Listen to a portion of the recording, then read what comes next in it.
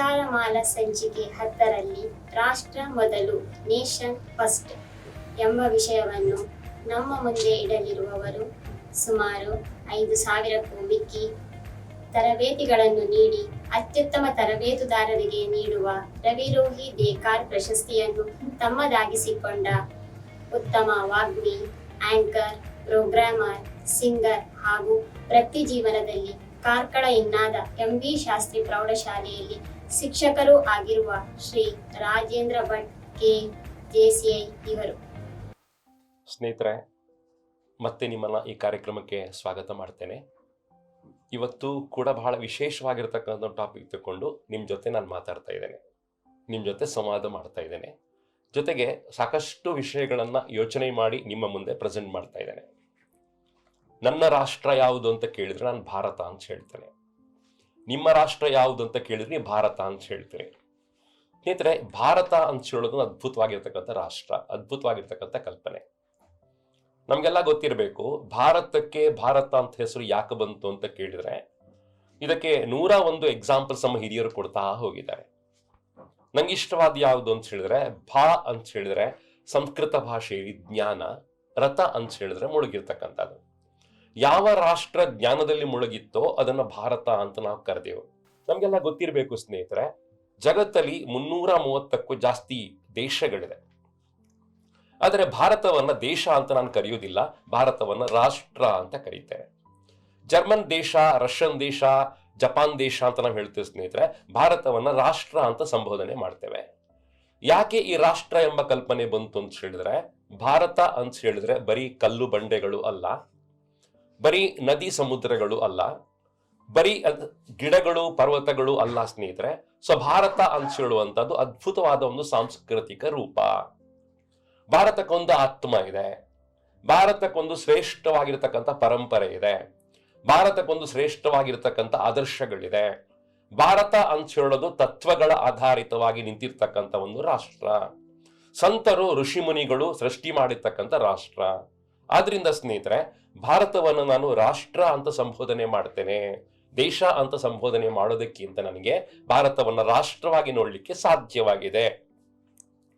ನಾನು ಯಾಕೆ ಭಾರತವನ್ನ ಸ್ನೇಹಿತರೆ ಪ್ರೀತಿ ಮಾಡಬೇಕು?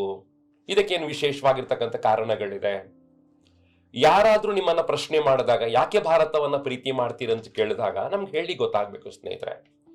ಜಗತ್ತಲ್ಲಿ ಬೇರೆ ಯಾವುದೇ ರಾಷ್ಟ್ರಕ್ಕೂ ಕೂಡ 10,000 ವರ್ಷಗಳ ಬರದಿಟ್ಟ ಇತಿಹಾಸ ಇಲ್ಲ, ಅದು ಭಾರತಕ್ಕೆ ಮಾತ್ರ ಸಿಕ್ಕಿರ್ತಕ್ಕಂಥದ್ದು. ಸ್ನೇಹಿತರೆ, ಎರಡನೇ ಕಾರಣ, 3,600 ಬಾರಿ ನಮ್ಮ ದೇಶದ ಮೇಲೆ ವಿದೇಶಿ ಆಕ್ರಮಣಗಳಾಗಿದೆ. ಆದರೆ ಭಾರತ ಹೋಗಿ ಬೇರೆ ಯಾವುದೇ ರಾಷ್ಟ್ರದ ಮೇಲೆ ಇದುವರೆಗೆ ಆಕ್ರಮಣ ಮಾಡಿರ್ತಕ್ಕಂತಹ ಸಂಗತಿ ಉದಾಹರಣೆಗಳು ಇಲ್ವೇ ಇಲ್ಲ. ಸೊ 3,600 ಬಾರಿ ವಿದೇಶಿ ಆಕ್ರಮಣಗಳಾದ್ರೂ ಕೂಡ ಭಾರತದ ಸಾಂಸ್ಕೃತಿಕವಾಗಿರತಕ್ಕಂತಹ ಒಂದು ಇಟ್ಟಿಗೆಯನ್ನ ಕೂಡ ಯಾರಿಗೂ ಅಲ್ಲಾಡಿಸ್ಲಿಕ್ಕೆ ಆಗ್ಲಿಲ್ಲ. ಇದು ನಮ್ಮ ಶ್ರೇಷ್ಠತೆ ಅಂತ ನಮ್ಗೆ ಗೊತ್ತಾಗ್ಬೇಕು.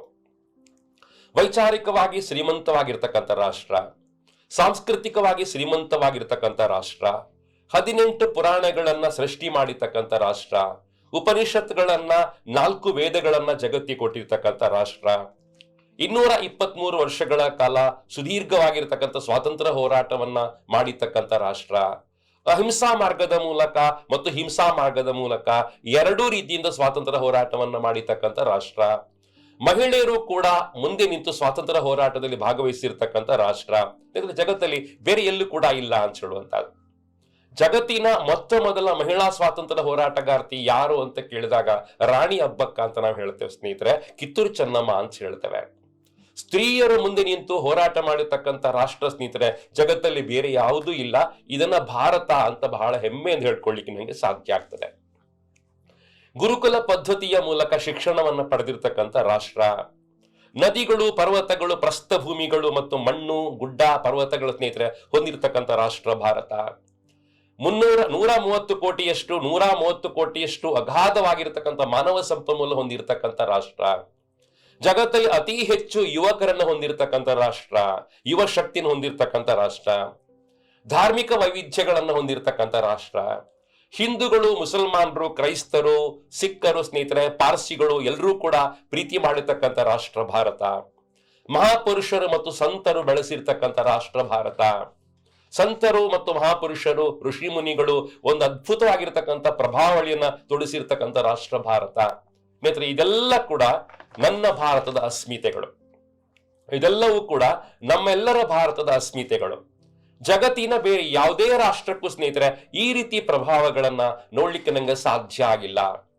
ಜಗತ್ತಿನ ಇತಿಹಾಸವನ್ನ ಓದಿರ್ತಕ್ಕಂತಹ ಸಾಕಷ್ಟು ಮಂದಿ ಹೇಳಿ ಸ್ಟಾರ್ಟ್ ಮಾಡೋದು ಸ್ನೇಹಿತರೆ, ಈ ಪ್ರಭಾವ ಜಗತ್ತಿನ ಬೇರೆ ಯಾವುದೇ ರಾಷ್ಟ್ರಕ್ಕಿಲ್ಲ. ಸೊ ನಾನು ಭಾರತವನ್ನ ಪ್ರೀತಿ ಮಾಡಬೇಕು, ಆದ್ದರಿಂದ ನಾನು ಭಾರತವನ್ನ ಪ್ರೀತಿಸಬೇಕು. ಭಾರತ ನನಗೆ ಎಲ್ಲವನ್ನ ಕೊಟ್ಟಿದೆ, ಅತಿ ಶ್ರೇಷ್ಠವಾಗಿರ್ತಕ್ಕಂಥ ಪರಂಪರೆಯನ್ನ, ಇತಿಹಾಸವನ್ನ ಕೊಟ್ಟಿರ್ತಕ್ಕಂಥ, ಜ್ಞಾನವನ್ನ ಕೊಟ್ಟಿರ್ತಕ್ಕಂಥ ರಾಷ್ಟ್ರ ಭಾರತ. ಸೊ ಭಾರತವನ್ನ ನಾನು ಪ್ರೀತಿ ಮಾಡಬೇಕು ಸ್ನೇಹಿತರೆ. ಹೇಗೆ ನಾನು ನನ್ನ ತಾಯಿಯನ್ನ ಪ್ರೀತಿ ಮಾಡ್ತೇನೆ, ಹಾಗೆ ಭಾರತವನ್ನು ನಂಗೆ ಪ್ರೀತಿ ಮಾಡ್ಲಿಕ್ಕೆ ಸಾಧ್ಯ ಆಗ್ಬೇಕು. ಸೊ ಭಾರತವನ್ನೊಂದು ಅದ್ಭುತವಾದ ಸೀಮಾ ಪುರುಷನಾಗಿ ನಂಗೆ ನೋಡ್ಲಿಕ್ಕೆ ಸಾಧ್ಯ ಆಗ್ಬೇಕು ಅಂತ ಹೇಳುವಂತ ಸ್ನೇಹಿತರೆ ಇವತ್ತಿನ ಚಿಂತನೆ. ಸ್ನೇಹಿತರೆ, ನಮ್ಮ ದೇಶದ ಸಂವಿಧಾನದ ಬಗ್ಗೆ ನೀವೆಲ್ಲ ತಿಳ್ಕೊಂಡಿದ್ದೀರಿ. 6 ಹಕ್ಕುಗಳನ್ನ, 10 ಕರ್ತವ್ಯಗಳನ್ನ ನಮ್ಗೆ ಸಂವಿಧಾನ ಕೊಡ್ತು. ಸ್ನೇಹಿತರೆ, ಯೋಚನೆ ಮಾಡ್ಲಿಕ್ಕೆ ಸ್ಟಾರ್ಟ್ ಮಾಡಿ. ನಮ್ಮ ಸಂವಿಧಾನವು ಜಗತ್ತಿನ ಅತ್ಯಂತ ವಿಸ್ತಾರವಾದ, ಅತ್ಯಂತ ದೊಡ್ಡದಾಗಿರ್ತಕ್ಕಂತಹ, ಅತಿ ಹೆಚ್ಚು ಸ್ನೇಹಿತರೆ ಪುಟ ಇರತಕ್ಕಂತಹ ಒಂದು ಪುಸ್ತಕ ಮಾತ್ರ ಅಲ್ಲ, ಭಾರತದ ಆತ್ಮ ಅದು. ನಮ್ಮ ಸಂವಿಧಾನ ನಮ್ಗೆ ಅತಿ ಶ್ರೇಷ್ಠವಾದ ಸಿದ್ಧಾಂತಗಳನ್ನ ಕೊಡ್ತಾ ಹೋಯ್ತು. ಭಾರತದ ಶ್ರೇಷ್ಠವಾದ ಕಲ್ಪನೆಗಳನ್ನ ಒಳಗೊಂಡ ಧಾರ್ಮಿಕ ಗ್ರಂಥದ ಒಂದು ಶ್ರೇಷ್ಠತೆಯನ್ನು ಪಡ್ಕೊಂಡಂತ ಗ್ರಂಥವಾಯಿತು ಅಂತ ನಂಗೆ ಅನಿಸ್ತಾ ಇದೆ. ಸ್ನೇಹಿತರೆ, ಈ ಹಕ್ಕುಗಳ ಬಗ್ಗೆ ನಾವೆಲ್ಲ ಮಾತಾಡ್ತೇವಲ್ಲ, ನಂಗೆ ವಾಕ್ ಸ್ವಾತಂತ್ರ್ಯ ಇದೆ, ಧಾರ್ಮಿಕ ಸ್ವಾತಂತ್ರ್ಯ ಇದೆ ಸ್ನೇಹಿತರೆ, ನಾವು ಹೇಳಲಿಕ್ಕೆ ಸ್ಟಾರ್ಟ್ ಮಾಡ್ತೇವೆ. 6 ಹಕ್ಕುಗಳ ಬಗ್ಗೆ ನಾವು ಜಾಸ್ತಿ ಮಾತಾಡ್ತೇವೆ, ಕರ್ತವ್ಯಗಳ ಬಗ್ಗೆ ನಾವು ಜಾಸ್ತಿ ಮಾತಾಡೋಲ್ಲ. ನಾನು ಭಾರತದ ನಾಗರಿಕನಾಗಿ ಸ್ನೇಹಿತರೆ ಹಕ್ಕುಗಳ ಬಗ್ಗೆ ಮಾತಾಡಬೇಕು, ಅಷ್ಟೇ ಪ್ರಭಾವಶಾಲಿಯಾಗಿ ನಾನು ಕರ್ತವ್ಯಗಳ ಬಗ್ಗೆ ಮಾತಾಡಬೇಕು. 10 ಕರ್ತವ್ಯಗಳು ನನಗೆ ಯಾವುದನ್ನ ಭಾರತ ಸಂವಿಧಾನ ಕೊಟ್ಟಿದೆಯೋ ಆ ಕರ್ತವ್ಯಗಳನ್ನ ಕೂಡ ಓದಬೇಕು, ಅರ್ಥ ಮಾಡ್ಕೊಳ್ಬೇಕು, ಮತ್ತೆ ಪರಿಪಾಲಿಸಬೇಕು ಅಂತ ನಾನು ನಂಬ್ಕೊಂಡಿದ್ದೇನೆ. ಭಾರತಕ್ಕೆ ನಾನು ಕೊಡುವಂತ ಅತಿ ಶ್ರೇಷ್ಠವಾದ ಕೊಡುಗೆ ಯಾವುದು ಅಂತ ಹೇಳಿದ್ರೆ ಕರ್ತವ್ಯಗಳನ್ನ ಪಾಲಿಸುವಂತದ್ದು. ಅಮೆರಿಕದ ಅಧ್ಯಕ್ಷ ಆಗಿರ್ತಕ್ಕಂಥ ಜಾನ್ ಎಫ್ ಕೆನಡಿ ತುಂಬಾ ಸಲ ಹೇಳಿರ್ತಕ್ಕಂಥ ಒಂದು ಮಾತು ಸ್ನೇಹಿತರೆ, ದೇಶ ನಮಗೇನು ಕೊಟ್ಟಿದೆ ಅಂತ ಕೇಳಬೇಡಿ, ದೇಶಕ್ಕಾಗಿ ನಾನು ಏನು ಕೊಟ್ಟಿದ್ದೇನೆ ಅಂತ ಹೇಳೋದನ್ನ ಹೇಳಿ ಸ್ಟಾರ್ಟ್ ಮಾಡಿ. ಇದು ಜಾನ್ ಎಫ್ ಕೆನಡಿಯವರ ಮಾತಂತಾದ್ರೂ ಕೂಡ ಭಾರತಕ್ಕೆ ತುಂಬಾ ಅದ್ಭುತವಾಗಿರ್ತಕ್ಕಂಥ ವಾಕ್ಯ ಅಂತ ನಂಗೆ ಅನಿಸ್ತಾ ಇದೆ. ರಿಪೀಟ್ ಮಾಡ್ತೇನೆ, ರಾಷ್ಟ್ರಕ್ಕೋಸ್ಕರ ನೀನ್ ಏನ್ ಕೊಡ್ತಾ ಇದ್ದಿ ಹೇಳಿ ಸ್ಟಾರ್ಟ್ ಮಾಡೋ ಪುಣ್ಯಾತ್ಮ, ರಾಷ್ಟ್ರ ನಿನಗೇನ್ ಕೊಡ್ಬೇಕಂತ ಹೇಳೋದನ್ನ ಯೋಚನೆ ಮಾಡೋದಕ್ಕಿಂತ ರಾಷ್ಟ್ರಕ್ಕಾಗಿ ನೀನೇನ್ ಕೊಡ್ತಾ ಇದ್ದಿ ಅಂತ ಯೋಚನೆ ಮಾಡಿ ಸ್ಟಾರ್ಟ್ ಮಾಡಿದಾಗ ನನ್ನ ನಾಗರಿಕತ್ವ ಸಾರ್ಥಕತೆಯನ್ನ ಪಡ್ಕೊಳ್ತದೆ, ನಾನು ಭಾರತೀಯನಾದಕ್ಕೆ ಸಾರ್ಥಕತೆಯನ್ನ ಪಡ್ಕೊಳ್ತದೆ. ಸ್ನೇಹಿತರೆ, ನಾನು ಇವತ್ತು ಭಾರತವನ್ನ ಜಾತಿ ಮತಗಳಿಗಿಂತ ಎತ್ತರದಲ್ಲಿ ನೋಡ್ಲಿಕ್ಕೆ ಸ್ಟಾರ್ಟ್ ಮಾಡುವಂತದ್ದು. ನನಗೆ ದೇಶ ಬಹಳ ಮುಖ್ಯ ಅಂತ ನಾನು ಭಾವಿಸ್ಕೊಳ್ಳುವಂತದ್ದು. ನನ್ನ ತಾಯಿ ಯಾರು ಅಂತ ಕೇಳಿದ್ರೆ ಭಾರತ ಅಂತ ಹೇಳುವಂತದ್ದು. ನನ್ನ ಜಾತಿ ಯಾವುದು ಅಂತ ಕೇಳಿದಾಗ ನಾನು ಭಾರತ ಅಂತ ಹೇಳುವಂತದ್ದು. ನನ್ನ ಧರ್ಮ ಅಂತ ಹೇಳುವಾಗ ಭಾರತ ಅಂತ ಹೇಳುವಂತದ್ದು. ನನ್ನ ರಾಷ್ಟ್ರೀಯತೆ ಅಂತ ಕೇಳಿದಾಗ ಭಾರತ ಅಂತ ಹೇಳುವಂತದ್ದು. ನನ್ನ ಸಂಸ್ಕೃತಿ ಯಾವುದು ಅಂತ ಕೇಳಿದಾಗ ಭಾರತ ಅಂತ ಹೇಳುವಂತದ್ದು. ನಾನು ಈ ವಾಕ್ಯಗಳನ್ನ ಮತ್ತೆ ನಿಮ್ಗೆ ಹೇಳ್ತೇನೆ. ನನ್ನ ತಾಯಿ ಯಾರು ಅಂತ ಕೇಳಿದಾಗ ಭಾರತ ಅಂತ ಹೇಳುವಂತದ್ದು. ನನ್ನ ಜಾತಿ ಅಂತ ಕೇಳಿದಾಗ ಭಾರತ ಅಂತ ಹೇಳುವಂತದ್ದು. ನನ್ನ ಧರ್ಮ ಅಂತ ಕೇಳಿದಾಗ ಭಾರತ ಅಂತ ಹೇಳುವಂತದ್ದು. ನನ್ನ ರಾಷ್ಟ್ರೀಯತೆ ಯಾವುದು ಅಂತ ಕೇಳಿದಾಗ ಭಾರತ ಅಂತ ಹೇಳುವಂತದ್ದು. ನನ್ನ ಸಂಸ್ಕೃತಿ ಯಾವುದು ಅಂತ ಕೇಳಿದಾಗ ಭಾರತ ಅಂತ ಹೇಳುವಂತ ಸ್ನೇಹಿತರೆ, ಎಲ್ಲವೂ ಭಾರತ ಸ್ನೇಹಿತರೆ, ಎಲ್ಲವೂ ಭಾರತ ಆಗುವಂತದ್ದು. ಹಾಗಿದ್ರೆ ನಾನು ಹಿಂದೂ ಅಲ್ವಾ, ನಾನೊಬ್ಬ ಬ್ರಾಹ್ಮಣ ಅಲ್ವಾ ಅಂತ ಪ್ರಶ್ನೆ ಮಾಡಿದಾಗ ಸ್ನೇಹಿತರೆ, ನಾನು ಖಂಡಿತವಾಗಿ ಹಿಂದೂ ಹೌದು. ನನಗೆ ನನ್ನ ಧರ್ಮದ ಬಗ್ಗೆ ಹೆಮ್ಮೆ ಇದೆ, ನನ್ನ ಧರ್ಮದ ಆಚರಣೆಗಳನ್ನು ನಾನು ಗೌರವಿಸ್ತೇನೆ, ಎಲ್ಲಾ ಧರ್ಮಗಳನ್ನ ಪ್ರೀತಿ ಮಾಡ್ತೇನೆ. ಅದರ ಜೊತೆಯಾಗಿ ನಾನು ಭಾರತೀಯ ಅಂತ ಹೇಳೋದನ್ನ ಹೆಮ್ಮೆಯಿಂದ ಹೇಳ್ಕೊಳ್ತೇನೆ. ಧರ್ಮ ಮತ್ತು ರಾಷ್ಟ್ರಗಳ ಮಧ್ಯೆ ಸ್ನೇಹಿತರೆ ಒಂದನ್ನ ಆರಿಸ್ಕೊಳ್ಳುವಂತ ಪ್ರಸಂಗ ಬಂದಾಗ ನಾನು ಖಂಡಿತವಾಗಿ ರಾಷ್ಟ್ರವನ್ನ ಆರಿಸ್ಕೊಳ್ತೇನೆ, ಧರ್ಮವನ್ನ 2ನೇ ಸ್ಥಾನದಲ್ಲಿ ಇರಿಸ್ತೇನೆ. ನಾನೊಬ್ಬ ಹಿಂದೂವಾಗಿ ಬಹಳ ಹೆಮ್ಮೆಯಿಂದ ಹೇಳ್ಕೊಳ್ತೇನೆ, ಹಿಂದೂ ಧರ್ಮವನ್ನ ನಾನು ಗೌರವಿಸ್ತೇನೆ. ಅದಕ್ಕಿಂತ ಒಂದು ಸ್ನೇಹಿತರೆ 1 ಇಂಚು ಜಾಸ್ತಿಯಾಗಿ ರಾಷ್ಟ್ರವನ್ನ ಪ್ರೀತಿ ಮಾಡ್ತೇನೆ. ಒಬ್ಬ ಮುಸಲ್ಮಾನಾಗಿ ನಾನು ಮುಸಲ್ಮಾನ್ ಧರ್ಮವನ್ನ ಪಾಲಿಸ್ತೇನೆ. ಅದಕ್ಕಿಂತ 1 ಇಂಚು ಜಾಸ್ತಿಯಾಗಿ ನಾನು ಭಾರತವನ್ನ ಪ್ರೀತಿಸುವಂತದ್ದು. ನಾನೊಬ್ಬ ಕ್ರಿಶ್ಚಿಯನ್ ಆಗಿ ಸ್ನೇಹಿತರೆ ಕ್ರೈಸ್ತ ಧರ್ಮವನ್ನ ಪಾಲನೆ ಮಾಡ್ತೇನೆ ಸ್ನೇಹಿತರೆ. ಅದಕ್ಕಿಂತ 1 ಇಂಚು ಜಾಸ್ತಿಯಾಗಿ ನಾನು ಭಾರತವನ್ನ ಪ್ರೀತಿಸುವಂತದ್ದು. ನಾನೊಬ್ಬ ಬ್ರಾಹ್ಮಣ ಆಗಿ ಚಿಂತನೆ ಮಾಡ್ತೇನೆ ಸ್ನೇಹಿತರೆ, ಗೌರವಿಸ್ತೇನೆ, ನನ್ನ ಆಚರಣೆ ತುಂಬಾ ಚೆನ್ನಾಗಿ ಮಾಡ್ತೇನೆ, ಧಾರ್ಮಿಕ ಆಚರಣೆಗೆ ಸೀಮಿತಗೊಳಿಸ್ತೇನೆ. ಆದ್ರೆ ಭಾರತದ ಪ್ರಶ್ನೆ ಬಂದಾಗ, ರಾಷ್ಟ್ರದ ಪ್ರಶ್ನೆ ಬಂದಾಗ ರಾಷ್ಟ್ರ ಮೊದಲು ಅಂತ ನಾನು ಅರ್ಥ ಮಾಡಿಕೊಂಡಿದ್ದೇನೆ. ನೇಷನ್ ಫಸ್ಟ್ ಅಂತ ಅರ್ಥ ಮಾಡ್ಕೊಂಡಿದ್ದೇನೆ. ನನಗೆ ನನ್ನ ಧರ್ಮದ ಬಗ್ಗೆ ನಂಬಿಕೆ ಇದೆ. ನಾನು ಅತಿ ಅದ್ಭುತವಾಗಿ ಭಗವದ್ಗೀತೆಯನ್ನ ಓದ್ಕೊಂಡಿದ್ದೇನೆ. ನಾನೊಬ್ಬ ಮುಸಲ್ಮಾನ್ ಆಗಿ ಖುರಾನ್ ಓದ್ಕೊಂಡಿದ್ದೇನೆ. ನಾನೊಬ್ಬ ಕ್ರೈಸ್ತನಾಗಿ ಬೈಬಲ್ ಓದ್ಕೊಂಡಿದ್ದೇನೆ ಸ್ನೇಹಿತರೆ. ಇದನ್ನೆಲ್ಲ ಓದ್ಕೊಂಡು ಅದಕ್ಕಿಂತ ಶ್ರೇಷ್ಠವಾಗಿರ್ತಕ್ಕಂಥ ಭಾರತವನ್ನ ಗೌರವಿಸುವಂತಹದ್ದು. ಸ್ನೇಹಿತರೆ, ಜಾತಿ ಮತ್ತು ಧರ್ಮಗಳ ಮಧ್ಯೆ ನಾನು ವಿಭಜನೆ ಆಗೋದನ್ನ ಬಿಟ್ಟು ಅಖಂಡ ಭಾರತದ ಕಲ್ಪನೆಯನ್ನ ಮಾಡುವಂತದ್ದು, ನಾನೊಬ್ಬ ಭಾರತೀಯ ಅಂತ ಹೇಳೋದನ್ನ ಬಹಳ ಹೆಮ್ಮೆಯಿಂದ ಬಹಳ ಅಭಿಮಾನದಿಂದ ಎದೆ ಉಬ್ಬಿಸ್ಕೊಂಡು ಹೇಳುವಂತದ್ದು. ಸ್ನೇಹಿತರೆ, ಇದು ನನ್ನ ಸಂಸ್ಕಾರ, ಇದು ನಾನು ಕಲ್ತ್ಕೊಂಡಂತ ಸಂಸ್ಕಾರ, ಇದು ನಾನು ರಾಷ್ಟ್ರವನ್ನ ಆಯ್ಕೆ ಮಾಡಿಕೊಳ್ಳುವಂತ ಅತಿ ಶ್ರೇಷ್ಠವಾಗಿರ್ತಕ್ಕಂಥ ಪರಂಪರೆ. ಸ್ನೇಹಿತರೆ, ನೇಷನ್ ಫಸ್ಟ್ ಅಂತ ಹೇಳುವಂತದ್ದು ಇವತ್ತು ಪ್ರತಿಯೊಬ್ಬನು ಕೂಡ ಮಾಡಬೇಕಾಗಿರ್ತಕ್ಕಂಥ ಪ್ರಮುಖವಾಗಿರ್ತಕ್ಕಂಥ ಕೆಲಸ ಅಂತ ನಂಗೆ ಅನಿಸ್ತಾ ಇದೆ. ನನ್ನ ಆದ್ಯತೆ ನನ್ನ ರಾಷ್ಟ್ರ ಆಗುವಂತದ್ದು.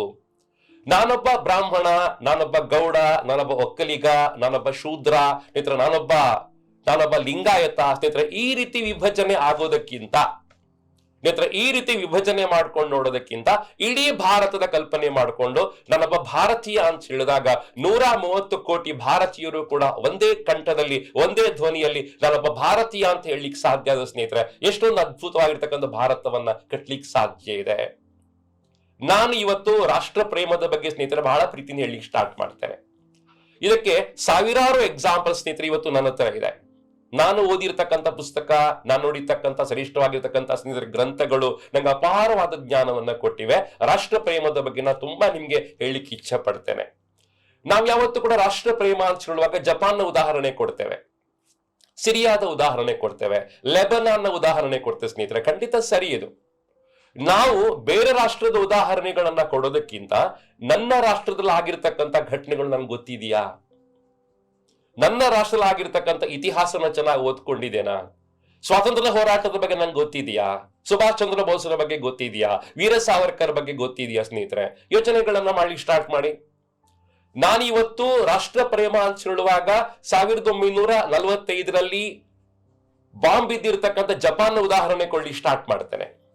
ಹೌದು, ಹಿರೋಶಿಮಾ ಮತ್ತು ನಾಗಸಾಕಿಗಳ ಮೇಲೆ ಬಾಂಬ್ ಅನ್ನು ಬಿದ್ದು ಬಾಂಬ್ ಸ್ಫೋಟ ಆಗಿ ಸ್ನೇಹಿತರೆ ಇಡೀ 2 ದ್ವೀಪಗಳು ನಾಶವಾದಾಗ ಮತ್ತೆ ಹೇಗೆ ರಾಷ್ಟ್ರ ಪ್ರೇಮದ ಮೂಲಕ ಜಪಾನ್ ಎದ್ದು ಬಂತು, ಹೇಗೆ ಪುಟ್ಟ ರಾಷ್ಟ್ರವಾಗಿರ್ತಕ್ಕಂಥ ಸಿರಿಯಾ ಇವತ್ತು ಅದ್ಭುತವಾಗಿ ಸ್ನೇಹಿತರೆ ಜಗತ್ತಿನ ಗಮನವನ್ನು ಸೆಳೀತು. ಸ್ನೇಹಿತರೆ, ರಾಷ್ಟ್ರ ಪ್ರೇಮ ಅಂತ ಹೇಳೋದನ್ನ ಹೊರಗಡೆನ ಹುಡುಕೋದಕ್ಕಿಂತ ಅವರಿಂದ ಮಾದರಿಗಳನ್ನು ತಕೊಳ್ಳೋಣ, ಉದಾಹರಣೆ ತಕೊಳ್ಳೋಣ. ಬಟ್ ನಮ್ಮ ರಾಷ್ಟ್ರದಲ್ಲಾಗಿರ್ತಕ್ಕಂಥ ಘಟನೆಗಳನ್ನ ಸ್ವಲ್ಪ ಓದ್ಕೊಳ್ಳಿ ಸ್ಟಾರ್ಟ್ ಮಾಡಿದ್ರೆ ನಮ್ಗೆ ಗೊತ್ತಾಗುತ್ತೆ ಭಾರತ ಎಷ್ಟೊಂದು ಅದ್ಭುತವಾಗಿರ್ತಕ್ಕಂಥ ರಾಷ್ಟ್ರ ಪ್ರೇಮವನ್ನ ಮೈಗೂಡಿಸ್ಕೊಂಡಿತ್ತು. ಸ್ನೇಹಿತರೆ, ನಾನು ನಿಮ್ಗೆ ತುಂಬಾ ಉದಾಹರಣೆಗಳನ್ನ ಕೊಡ್ಲಿಕ್ಕೆ ಇಚ್ಛೆ ಪಡ್ತೇನೆ.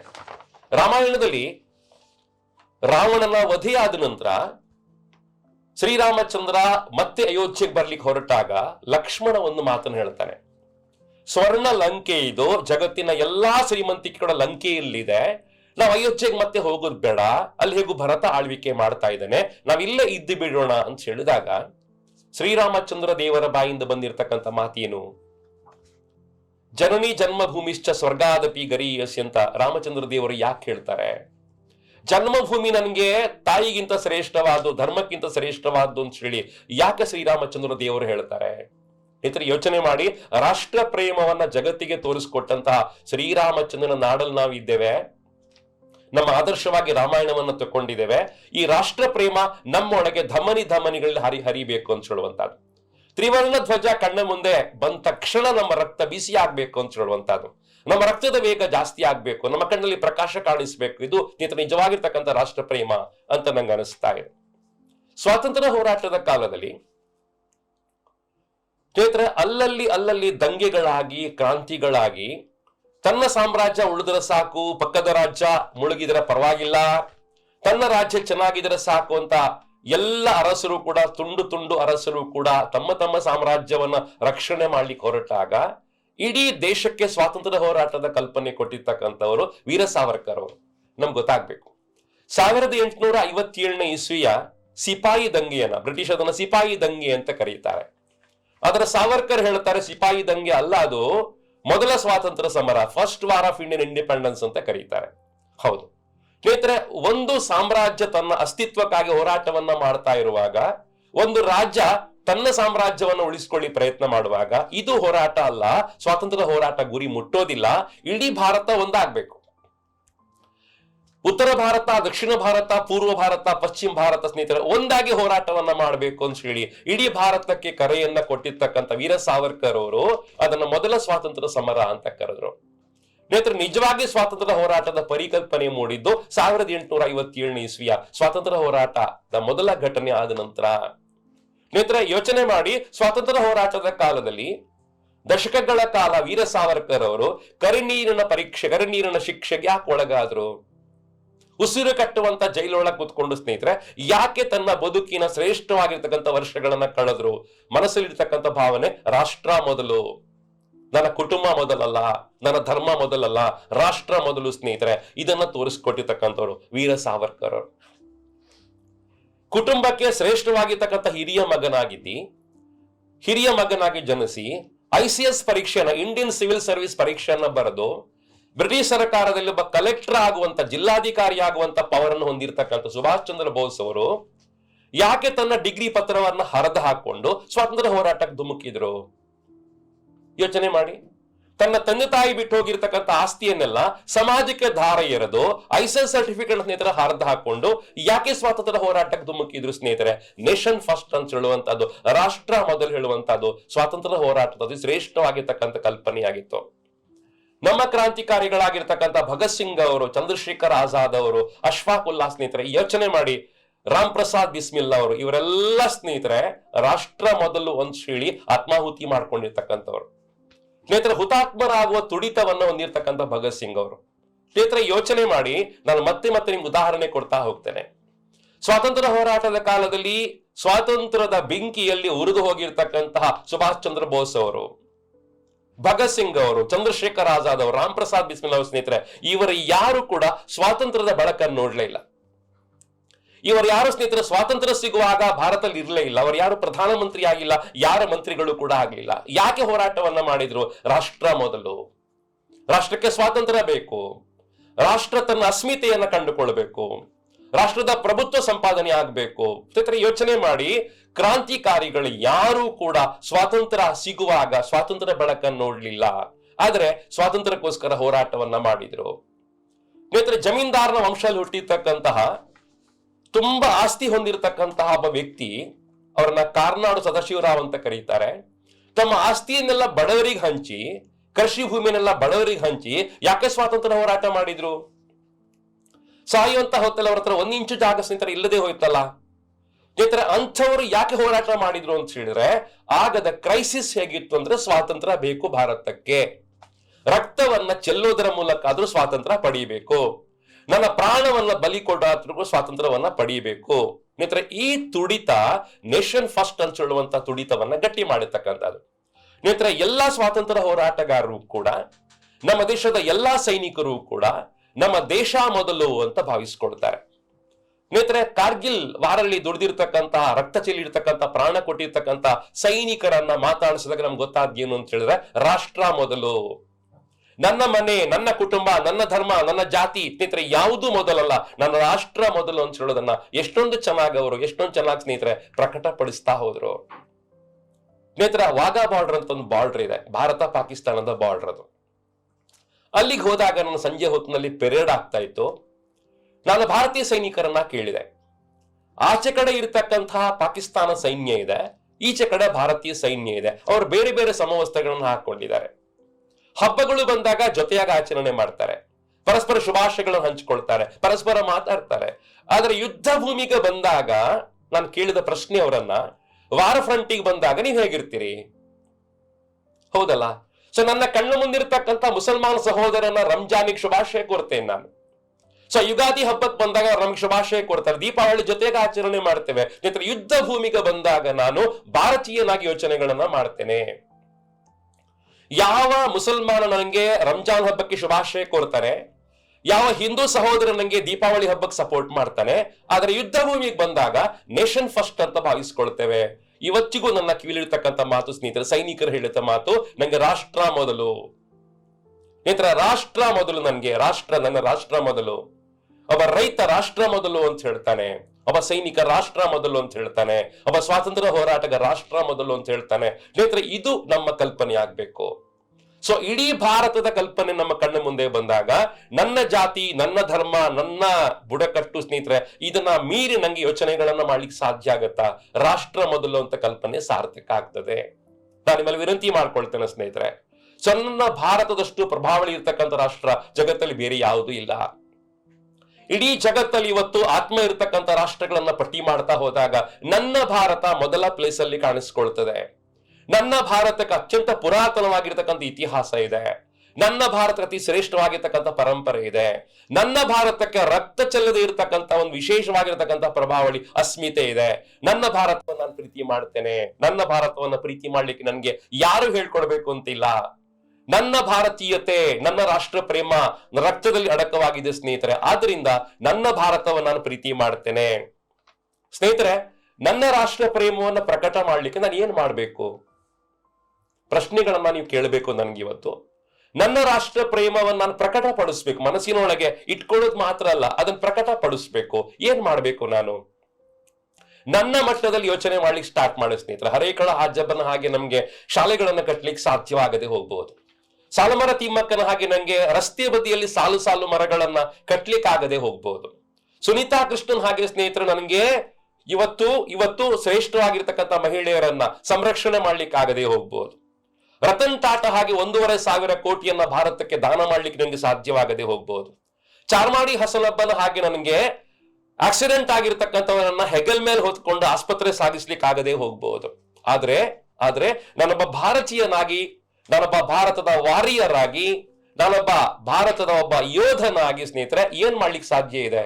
ಕೆಲವನ್ನ ಹೇಳ್ತೇನೆ, ಮಾಡ್ಲಿಕ್ಕೆ ಆಗತ್ತಾ ನೋಡಿ ಸ್ನೇಹಿತರೆ. ಮೊದಲನೇದಾಗಿ ನಾನು ಭಾರತೀಯನಾಗಿ ಯೋಚನೆ ಮಾಡುವುದು, ಭಾರತೀಯನಾಗಿ ಬದುಕುವುದು, ಸೊ ಭಾರತೀಯನಾಗಿ ನನ್ನ ಭಾವನೆಗಳನ್ನು ವ್ಯಕ್ತಪಡಿಸುವಂತದ್ದು. ತುಂಬಾ ಅದ್ಭುತವಾದ ಮಾತುಗಳಿದು.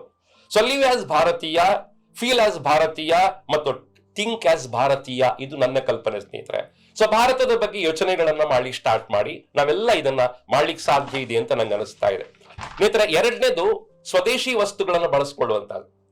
ಇವತ್ತು ಕೊರೋನಾ ಬಗ್ಗೆ ಸಾಕಷ್ಟು ದಾಳಿಗಳಾಗುವಾಗ ಭಾರತೀಯರು ಯೋಚನೆಗಳನ್ನ ಮಾಡಿ ಸ್ಟಾರ್ಟ್ ಮಾಡಿದ್ದಾರೆ.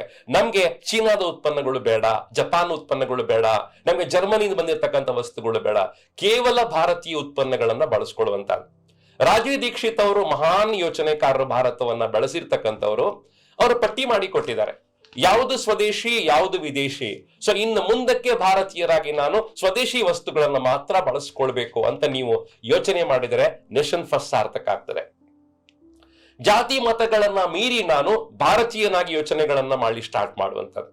ನಾನೊಬ್ಬ ಹಿಂದೂ ಆಗಿದ್ರೆ ಒಳ್ಳೆ ಹಿಂದೂ ಆಗುವಂತದ್ದು, ನಾನೊಬ್ಬ ಮುಸಲ್ಮಾನ್ ಆದ್ರೆ ಒಳ್ಳೆ ಮುಸಲ್ಮಾನ ಆಗುವಂತದ್ದು, ನಾನೊಬ್ಬ ಕ್ರಿಶ್ಚಿಯನ್ ಆದ್ರೆ ಒಳ್ಳೆ ಕ್ರಿಶ್ಚಿಯನ್ ಆಗುವಂತದ್ದು. ಈಗ ಭಾರತವನ್ನು ನನಗೆ ಅದ್ಭುತ ಭಾರತವನ್ನಾಗಿ ನೋಡ್ಲಿಕ್ಕೆ ಸಾಧ್ಯ ಆಗ್ತದೆ. ನನ್ನ ದೇಶದ ಕಾನೂನನ್ನ ಗೌರವಿಸುವಂತದ್ದು. ನನ್ನ ದೇಶ ನನಗೆ ಏನ್ ಹೇಳುತ್ತೆ ಸ್ನೇಹಿತರೆ? ಈ ಕಾನೂನನ್ನ ಗೌರವಿಸುವಂತ ಕೆಲಸಗಳನ್ನ ತುಂಬಾ ಚೆನ್ನಾಗಿ ಮಾಡುವಂತದ್ದು.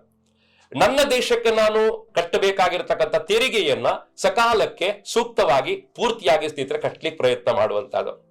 ನನ್ನ ಕರ್ತವ್ಯ ಏನಿದೆ, ಅಧ್ಯಾಪಕರು ನನ್ನ ಕರ್ತವ್ಯವನ್ನ ಕರೆಕ್ಟ್ ಆಗಿ ಮಾಡುವಂತ, ಒಬ್ಬ ಕೃಷಿಕ ತನ್ನ ಕರ್ತವ್ಯ ಮಾಡುವಂತದ್ದು, ಒಬ್ಬ ಸಾಮಾನ್ಯ ಕಾರ್ಮಿಕ ತನ್ನ ಕರ್ತವ್ಯವನ್ನ ಕರೆಕ್ಟ್ ಆಗಿ ಮಾಡುವಂತದ್ದು. ದೇಶದ ಇತಿಹಾಸವನ್ನ ತುಂಬಾ ಚೆನ್ನಾಗಿ ಓದುವಂತದ್ದು. ಯಾಕೆ ಭಾರತೀಯರಿಗೆ ಭಾರತವನ್ನ ಜಪಾನ್ ಅವರಷ್ಟು ಸ್ನೇಹಿತರ ಪ್ರೀತಿ ಮಾಡ್ಲಿಕ್ಕೆ ಆಗಿಲ್ಲ ಹಿಂದೆ ಅಂತ ಹೇಳಿದ್ರೆ ಪ್ರಮುಖವಾದ ಕಾರಣ ನಾವು ಇತಿಹಾಸವನ್ನ ಓದ್ಕೊಂಡಿಲ್ಲ.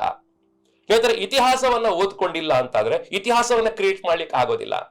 ನಮ್ಮ ದೇಶದ 10,000 ವರ್ಷ ಇತಿಹಾಸವನ್ನ ಓದ್ಲಿಕ್ಕೆ ಪ್ರಯತ್ನ ಮಾಡೋಣ ಸ್ನೇಹಿತರೆ. ಆ ಮೂಲಕ ಭಾರತವನ್ನು ನಮ್ಗೆ ಹೆಚ್ಚು ಪ್ರೀತಿ ಮಾಡ್ಲಿಕ್ಕೆ ಸಾಧ್ಯ ಆಗ್ತದೆ.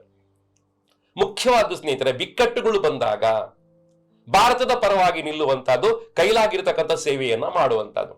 ಸ್ನೇಹಿತರೆ, ನೇಷನ್ ಫಸ್ಟ್ ನ ಅತಿ ಶ್ರೇಷ್ಠವಾದ ಕಲ್ಪನೆ ಏನು ಅಂತ ಹೇಳಿದ್ರೆ, ಭಾರತಕ್ಕೆ ಅಪಾಯ ಬಂದಾಗ, ನನ್ನ ಮನೆಗೆ ಅಪಾಯ ಬಂದಾಗ ಎಷ್ಟು ಕಷ್ಟ ಪಡ್ತೇನೆ, ಎಷ್ಟು ನೊಂದ್ಕೋತೇನೆ ಸ್ನೇಹಿತರೆ. ನನ್ನ ಭಾರತಕ್ಕೆ ಅಪಾಯಗಳು ಬಂದಾಗ, ಕ್ರೈಸಿಸ್ಗಳು ಬಂದಾಗ, ಬಿಕ್ಕಟ್ಟುಗಳು ಬಂದಾಗ, ಸ್ವಾತಂತ್ರ್ಯದ ಹೋರಾಟ ಒಂದು ಬಿಕ್ಕಟ್ಟಾಗಿತ್ತು, ಸ್ವಾತಂತ್ರ್ಯ ಬೇಕಾಗಿತ್ತು ಭಾರತಕ್ಕೆ. ಭೂಕಂಪ ಆಯ್ತು, ಸುನಾಮಿ ಆಯ್ತು, ಜ್ವಾಲಾಮುಖಿ ಆಯ್ತು, ಭಾರತದ ಒಂದು ಭಾಗ ಕಷ್ಟಪಡ್ತು. ಎಲ್ಲೋ ಕಡೆ ಜಲಪ್ರಳಯ ಆಯ್ತು, ಒಂದು ಭಾಗ ಕಷ್ಟಪಡ್ತು. ಸ್ನೇಹಿತರೆ, ನನ್ನಿಂದ ಆಗಿರ್ತಕ್ಕಂಥ ಸೇವೆಯನ್ನ, ನನ್ನಿಂದ ಆಗಿರ್ತಕ್ಕಂಥ ಕೆಲಸಗಳನ್ನ ಮಾಡ್ಲಿಕ್ಕೆ ಪ್ರಯತ್ನಿಸುವಂತದ್ದು. ಸಂಜೆ ಹೊತ್ತು ಸೂರ್ಯ ಮುಳುಗುವಾಗ ನಕ್ಷತ್ರಗಳೆಲ್ಲ ಕಣ್ಣೀರಾಗ್ತಾವಂತೆ. ಸೂರ್ಯ ಹೊರಟೋಗ್ಬಿಟ್ನಲ್ಲ, ಜಗತ್ತು ಕತ್ತಲೆ ಆಯ್ತಲ್ಲ, ಸೂರ್ಯ ಮುಳುಗೋಗ್ಬಿಟ್ನಲ್ಲ, ಕತ್ತಲೆ ಆಯ್ತಲ್ಲ ಜಗತ್ತು ಅಂತ ನಕ್ಷತ್ರಗಳು ಕಣ್ಣೀರ್ ಹಾಕುವಾಗ ಕೋಣೆಯ ಮೂಲೆಯಲ್ಲಿ ಕೂತಿರ್ತಕ್ಕಂಥ ಪುಟ್ಟ ಹಣತೆ, ಸಣ್ಣ ಹಣತೆ ಹೇಳ್ತದೆ, ಸ್ಟಾರ್ಗಳೇ ಆಳಬೇಡಿ, ನಕ್ಷತ್ರಗಳೇ ಕಣ್ಣೀರ್ ಹಾಕ್ಬೇಡಿ, ಸೂರ್ಯ ಹೊರಟು ಹೋದ್ರೆ ಹೋಗ್ಲಿ ಪರವಾಗಿಲ್ಲ, ನಾನು ಪುಟ್ಟ ಹಣತೆ ಜೀವಂತವಾಗಿದ್ದೇನೆ, ನನ್ನ ಸುತ್ತ ಬೆಳಕನ್ನ ಕೊಡ್ತೇನೆ. ನನಗೆ ಸೂರ್ಯನಷ್ಟು ಬೆಳಕನ್ನ ಕೊಡ್ಲಿಕ್ಕೆ ಸಾಧ್ಯ ಆಗೋದಿಲ್ಲ, ಆದ್ರೆ ನನ್ನ ಸುತ್ತ ಬೆಳಕನ್ನ ಕೊಡುವಂತ ಶಕ್ತಿ ನಂಗೆ ಭಗವಂತ ಕೊಟ್ಟಿದ್ದಾನೆ. ಆ ಕೆಲಸ ನಾನು ನಿರಂತರವಾಗಿ ಮಾಡ್ತೇನೆ. ನಾನು ಭಾರತೀಯನಾಗಿ ಯೋಚನೆಗಳನ್ನ ಮಾಡೋದ್ರ ಜೊತೆಗೆ ನನ್ನ ಸ್ಥಳೀಯ ಸಮಸ್ಯೆಗಳಿಗೆ ಸ್ಪಂದಿಸುವಂತಹದ್ದು, ನನ್ನ ಸುತ್ತ ಇರ್ತಕ್ಕಂಥವ್ರು ಯಾರು ಹಸಿವಲ್ಲಿದ್ದಾರೆ ಅವರಿಗೆ ಸ್ಪಂದಿಸುವಂತಹದ್ದು, ನನ್ನ ಸುತ್ತ ಎಲ್ಲಿ ಬಡತನ ಇದೆ ಅದಕ್ಕೆ ಸ್ಪಂದಿಸುವಂತಹದ್ದು, ಎಲ್ಲಿ ಅನಕ್ಷರತೆ ಇದೆ ಅದಕ್ಕೆ ಸ್ಪಂದಿಸುವಂತಹದ್ದು, ಎಲ್ಲಿ ಅಶ್ರದ್ಧೆ ಇದೆ ಅದಕ್ಕೆ ಸ್ಪಂದಿಸುವಂತಹದ್ದು, ಎಲ್ಲಿ ಮೌಢ್ಯ ಇದೆ ಅದಕ್ಕೆ ವಿರುದ್ಧವಾಗಿ ನಿಲ್ಲುವಂತಹದ್ದು, ನನ್ನ ಭಾರತದ ಅಸ್ಮಿತೆಗಳನ್ನ ಗೌರವಿಸುವಂತಹದ್ದು, ನನ್ನ ಭಾರತವನ್ನ ಇನ್ನಷ್ಟು ಉದಾತ್ತವಾಗಿ ಪ್ರೀತಿ ಮಾಡ್ಲಿಕ್ಕೆ ಸ್ಟಾರ್ಟ್ ಮಾಡುವಂತಹದ್ದು. ಮಿತ್ರ, ಕೊನೆಯ ಮಾತು, ತುಂಬಾ ಪವರ್ಫುಲ್ ಆಗಿರ್ತಕ್ಕಂಥ ಕೊನೆಯ ಮಾತನ್ನು ನಾನು ತುಂಬಾ ಪ್ರೀತಿಯಿಂದ ಪ್ರಜ್ಞಾಪೂರ್ವಕವಾಗಿ ಹೇಳ್ತೇನೆ. ಎಷ್ಟೋ ಜನ ಹೇಳ್ತಾರೆ ಭಾರತವನ್ನು ಸರ್ ನೀವು ಪ್ರೀತಿ ಮಾಡ್ತೀರಿ, ತುಂಬಾ ಪ್ರೀತಿ ಮಾಡ್ತೀರಿ, ಒಪ್ಕೋತೇನೆ, ಆದ್ರೆ ದೋಷಗಳಿದೆಯಲ್ಲ ಭಾರತದಲ್ಲಿ ಇವತ್ತು ಕೂಡ ಜಾತಿ ಪದ್ಧತಿ ಇದೆ, ಅಸ್ಪೃಶ್ಯತೆ ಇದೆ, ಅಸುರಕ್ಷತೆ ಇದೆ, ಅನಕ್ಷರತೆ ಇದೆ, ತುಂಬಾ ಸಮಸ್ಯೆಗಳಿದೆಯಲ್ಲ ಭಾರತದಲ್ಲಿ ಅಂತ ಪ್ರಶ್ನೆ ಮಾಡ್ತಾರೆ. ನಾನು ಅವರಿಗೆ ಖಂಡಿತವಾಗಿ ಹೇಳ್ತೇನೆ, ಹೌದು, ನಿಮ್ಮ ತಾಯಿಯನ್ನು ನೀವು ಪ್ರೀತಿ ಮಾಡ್ತೀರಿ, ನಿಮ್ಮ ತಾಯಿಯಲ್ಲಿ ಕೂಡ ಸಾಕಷ್ಟು ದೋಷಗಳಿದೆ, ಅದರ ಪ್ರೀತಿ ಕಮ್ಮಿ ಮಾಡ್ತೀರಾ? ನನ್ನ ತಾಯಿ ನನ್ನಷ್ಟು ಓದ್ಕೊಂಡಿಲ್ಲ, ನನ್ನ ತಾಯಿಯಲ್ಲಿ ಕೂಡ ಮೌಢ್ಯ ಇತ್ತು, ನನ್ನ ತಾಯಿಯಲ್ಲಿ ಕೂಡ ದೌರ್ಬಲ್ಯಗಳಿದ್ದವು, ನನ್ನ ತಾಯಿ ಪದೇ ಪದೇ ಸಿಟ್ಟು ಮಾಡ್ಕೊಳ್ತಾ ಇದ್ರು. ಇಷ್ಟಿದ್ರು ತಾಯಿ ಮೇಲೆ ನಮ್ಮ ಪ್ರೀತಿ ಕಡಿಮೆ ಆಗ್ತದ? ಸೊ ತಾಯಿಯಲ್ಲಿ ದೌರ್ಬಲ್ಯಗಳಿದ್ರು, ಮಿತಿಗಳಿದ್ರು, ತಾಯಿಯಲ್ಲಿ ಸಾಕಷ್ಟು ಸಮಸ್ಯೆಗಳಿದ್ರು, ನಾವು ತಾಯಿಯನ್ನೆಷ್ಟು ಪ್ರೀತಿ ಮಾಡ್ತೇವಲ್ವಾ, ಹಾಗೆ ಭಾರತದಲ್ಲಿ ಕೂಡ ಸಮಸ್ಯೆಗಳಿದ್ರು ಕೂಡ ನಮ್ಮ ಪ್ರೀತಿ ಕಡಿಮೆ ಆಗಬಾರದು. ಸೊ ಭಾರತದಲ್ಲಿ ಇವತ್ತು ಸಾಕಷ್ಟು ಸಮಸ್ಯೆಗಳಿದ್ರು ಕೂಡ ನಮ್ಮ ಪ್ರೀತಿ ಕಡಿಮೆ ಆಗಬಾರದು. ನೇಷನ್ ಫಸ್ಟ್ ಅಂತ ಹೇಳುವಂತದ್ದು, ರಾಷ್ಟ್ರ ಮೊದಲು ಅಂತ ಹೇಳಿ ಉದಾತ್ತವಾದ ಕಲ್ಪನೆ ಆಗ್ಬೇಕು. ನನ್ನ ರಾಷ್ಟ್ರವನ್ನ ನನಗೆ ನಿರಂತರವಾಗಿ ಒಂದು ಸ್ರೋತವಾಗಿ ಪ್ರೀತಿ ಮಾಡ್ಲಿಕ್ಕೆ ಸಾಧ್ಯ ಆಗ್ಬೇಕು ಅಂತ ಹೇಳುವಂತ ಮಾತನ್ನು ಹೇಳ್ತಾ ನನ್ನ ಮಾತನ್ನು ಮುಗಿಸ್ತೇನೆ. ಜೈ ಹಿಂದ್.